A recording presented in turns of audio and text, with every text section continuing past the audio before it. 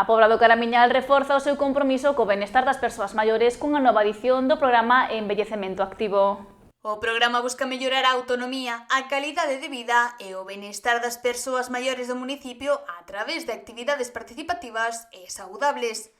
A proposta estrutúrase en dúas grandes liñas, o envellecemento activo e a musicoterapia, ambas cunha gran acollida en edicións anteriores.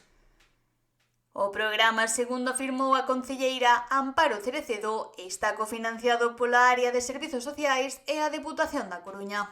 Un programa que se realiza no Centro Sociocomunitario da Pobra do Caramiñal e que é cofinanciado polo Concello e pola Área de Benestar Social da Diputación da Coruña.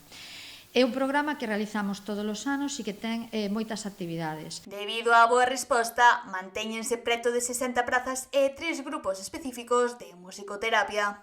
Decir que cada ano aumentamos máis as plazas, me comentaba o director Ricardo Lago que estamos xa perto dos 60 participantes e, aínda que va orientado a xente a partir dos 65 anos, a xente, digamos que maior, non? Porque os obxectivos do programa pois é un pouco, digamos que prorrogar o que pode ser institucionalización moitas veces de xente maior, porque a nivel cognitivo é un programa bo, a nivel emocional, porque se reúnen en grupos a nivel psicolóxico. O programa de envellecemento activo desenvolverase en dúas fases, do 27 de marzo ao 29 de maio e do 9 de outubro ao 27 de novembro.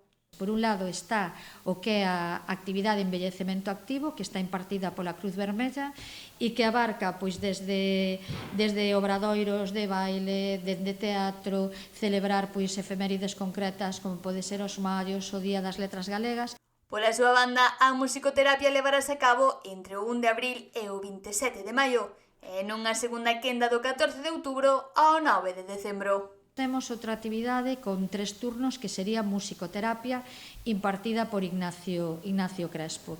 Vai empezar agora, a finales de marzo ata decembro, co parón do que é o verán.